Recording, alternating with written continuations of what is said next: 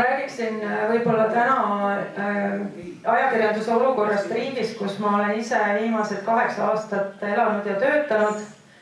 Ja see riik on Türgi ja nagu paljudele vist ilmselt siin ruumis ei tule üllatusena, on see riik, mis on siis juhtiv ajakirjanike vangistav riik maailmas.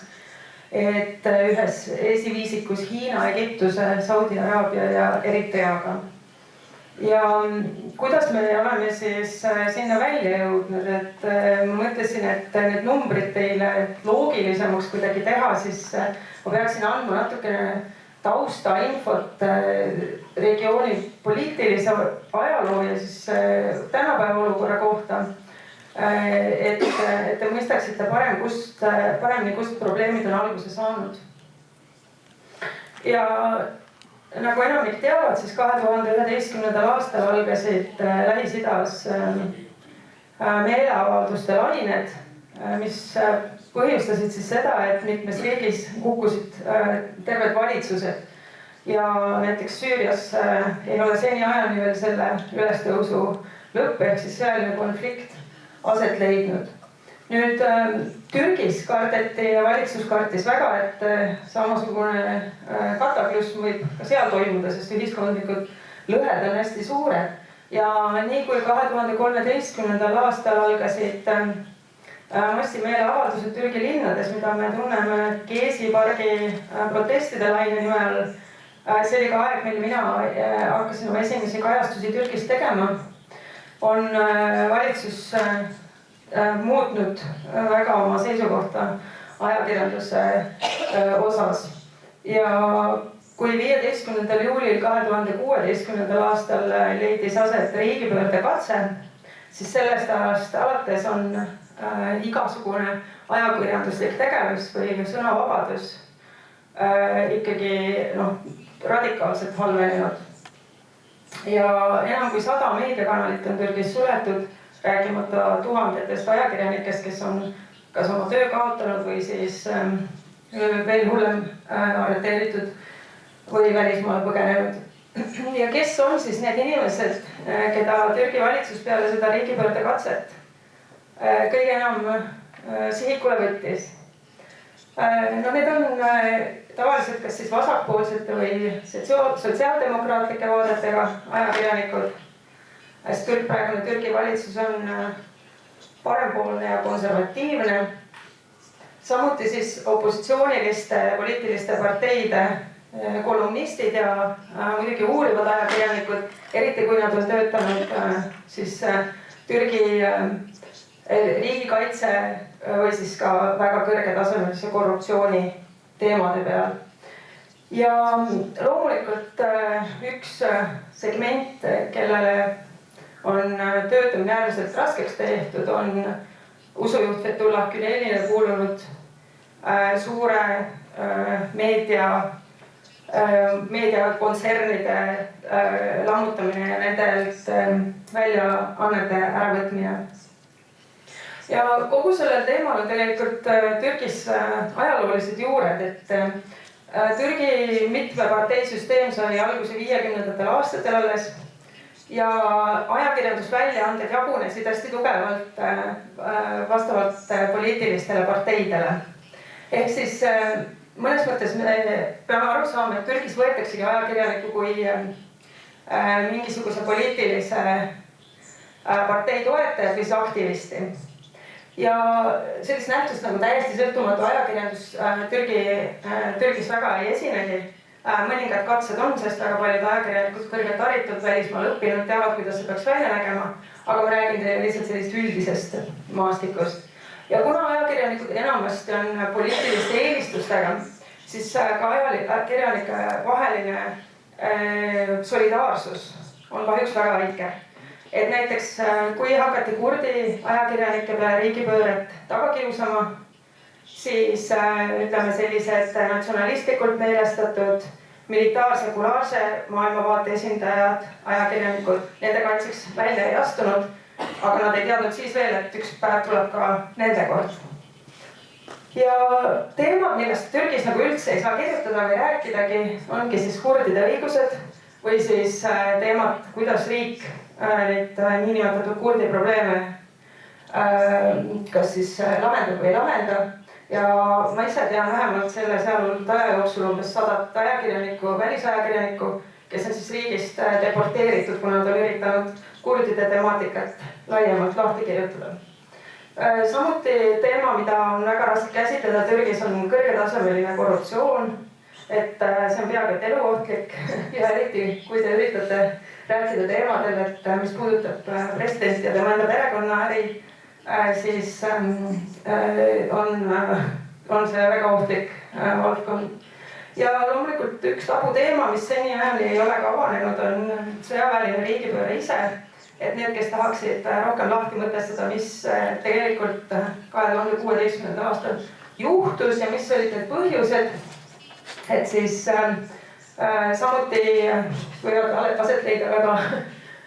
Mis on ajas? Telefoni Lille Hanso. Aha, okei, mikrofoni Lille Hanso. Nii et mõnes mõttes ma loodan, et see selgitab, et miks avalikkus ausalt öeldes väga tugevalt ei protesteeri, kui ajakirjanikke taga kiusatakse. Et ajakirjanik ongi olnud läbi aegade mõnes mõttes nagu aktivist või aparatšik. Ja kui on poliitiline olukord nagu ta on, siis vähesed julgevad ajakirjandusvabaduse kaitseks sõna võtta. Ja siin on ka nagu täitsa absoluutseid näiteid olnud, et seadusandlus, et kuidas seda saab siis vastavalt oma äranägemisele ära kasutada, et näiteks kuulus ajakirjanik Türgis Ahmed Altan, kellest Taraf, tema süüdi mõistmise aluseks oli siis väide, et ta saatis oma kirjutistega alateadlikke sõnumeid avalikkusele, mis siis lõpuks viisid riigipöörde katseni. Et täpselt nii abstraktne võibki olla nagu süüdistus inimese vastu või ajakirjaniku vastu. Mis meetoditega riik ajakirjandust kammitseb ja ma arvan, et siin meil kõigil, kes siin saalis on neid võtteid nagu hea teada, et proovida nagu teha kõik, et meie ühiskondades taolised protsessid algustki ei saaks. Et näiteks siin Birgün ja Evrensel on kaks sellist enam sõltumatut ajalehte, et nendele hiljuti näiteks keelati kõik riigiorganisatsioonide või institutsioonidega seotud reklaamiostud. Et see annab nende toimimismajanduslikule hakkamasaamisele suure löögi ja niimoodi raskendab nende tegutsemist. Kuigi hiljuti just välissurve all siis tuli uudis, et riik tegelikult mõtleb ikkagi, et äkki nad selle keelu katkestavad, aga saab näha. Samuti on hulganisti jäetud pikendamata ajakirjanike pressikaarte, seda nii välis- kui siseajakirjanikel.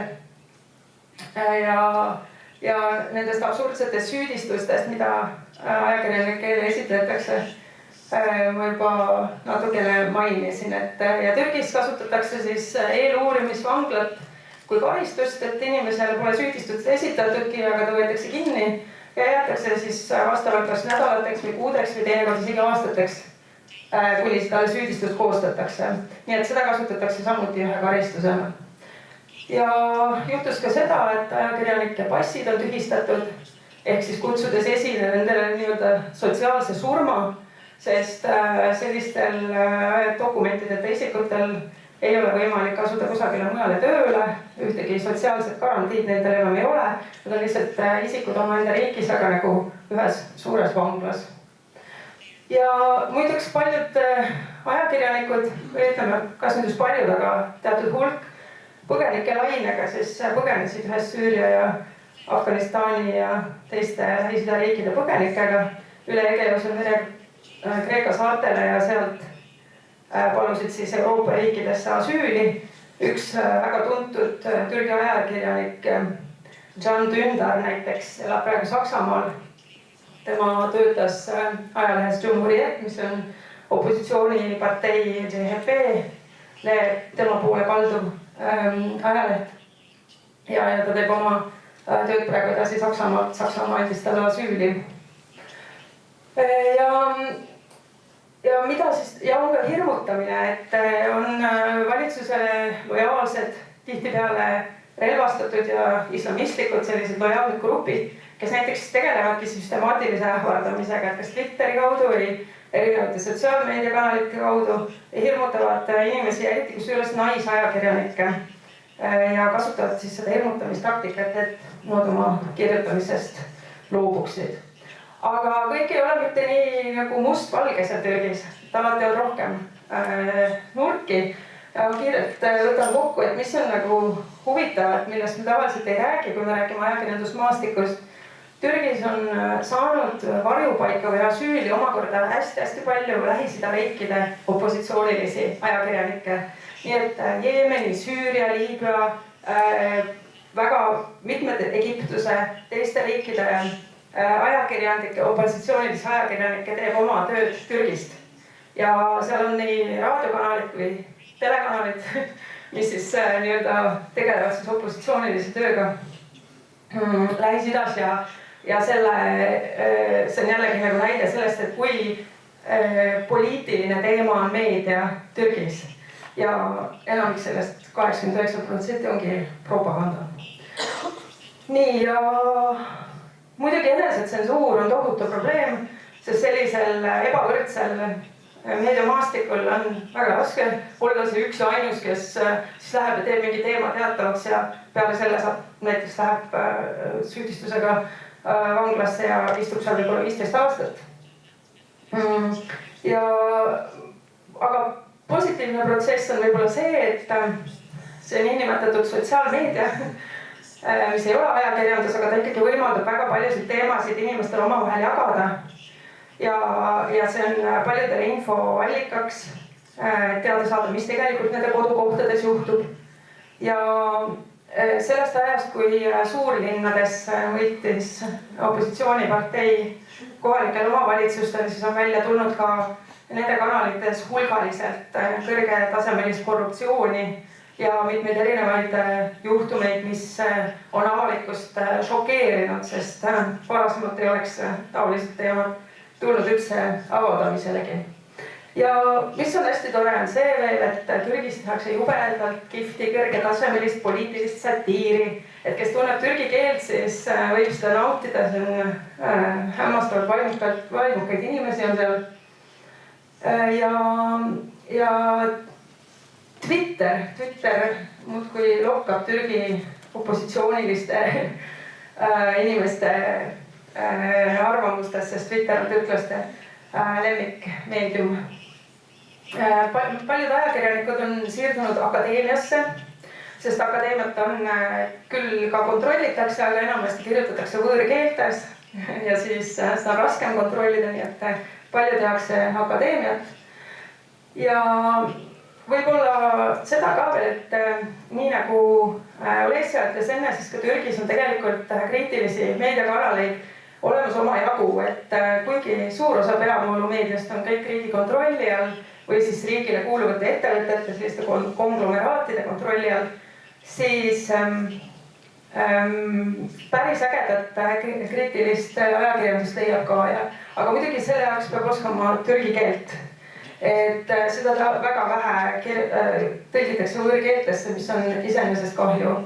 Nii et mõned väljaanded võib-olla, keda võiksite ka teie jälgida, näiteks Duvar, nemad kirjutavad osa artikleid inglise keeles. Vaadake sinna ja te leiate väga ägedaid arutlusi ja arvamusi Türgi kohta sealt inglise keeles ja Docusate News ja neid on, kui keegi tahab täpsemalt, siis tulge küsige. Ja nii et ei saa tegelikult ka täiesti väita, et Türgi opositsiooniline ajakirjandus või siis neutraalne ajakirjandus oleks täielikult välja surnud. Kuigi nagu ma ütlesin, siis tendents on halb ja alates 2013. aastast alates on kindlasti meediavabaduse olukord kogu aeg järjest halvenenud. Ja ma ise olen muidugi väga paljude Türgi ajakirjanikega tuttav ja meil on meediagrupid, kus me infot jagame ja üks päris aktiivne grupp on Türgi naisajakirjanikud, kes omaette seisavad siis silmitsi natuke teistsuguste probleemidega kui Türgi meesajakirjanikud, sest Türgi on selline hästi patriarhaalne maa ja naistel on niigi raske seal ühiskondlikumas võtmes läbi lüüa. Ja mul palusti siis, nende juht palus teile ütelda, et 2 lauset, ma ütlen, et inglise keeles, sest ta kirjutas inglise keeles, tegelikult kirjutas pikemalt, aga need on võib-olla kõige tähtsamad, et we urge authorities to stop this practice ja ta mõtles siis selle all ka ajakirjanike ja arreteerimist, tagakiusamist. The practice of using legal attacks should be condemned and curbed. Journalists cannot be silenced. Ja see on nüüd nende hashtag journalism is not a crime. Minu poolt kõik.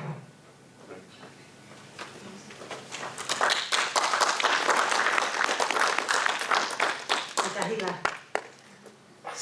Minu poolt suur tänu. Olen küsimustele keskpärast rõõmuga avatud. Nii. Kes on vabatahtlik? 3.